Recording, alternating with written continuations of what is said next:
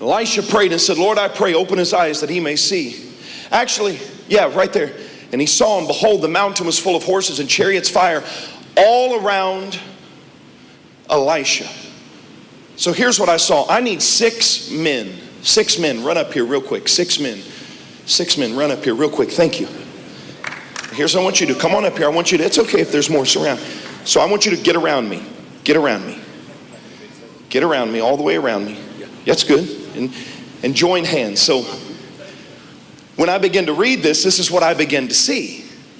Is that the Bible said that the angels were surrounding Elisha, right? Right. So here's what I need. I need about 10 to 12 guys. I need you to run up here. 10 to 12 guys. 10 to 12 guys. Run on up here real quick. Run on up here real quick. Run on up here. 10, 12. Now here's what I want you to do. I want you to surround them. Get around them, right? Now the inner circle, I want you to turn and I want you to face out. I want you to face out. Because this is kind of the picture I get in my head.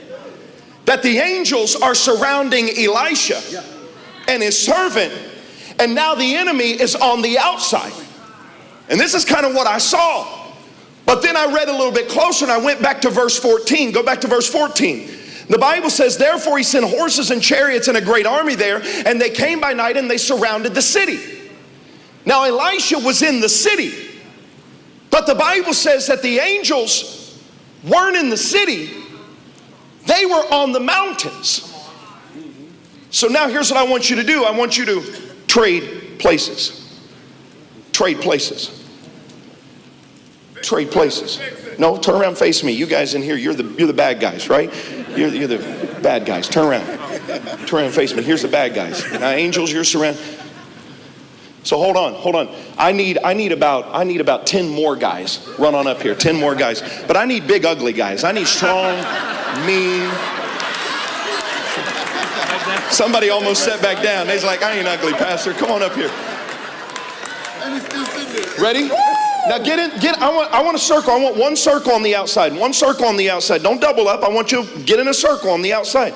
Because the Bible says that there was more with Elisha than there was against Elisha. Now, but here's what I saw. The angels were not standing between Elisha and the army. The angels were standing behind the army that was in front of Elisha. Because if the angels were standing between me and what was coming against me, I would get a God complex and think that it was me that was making everything happen.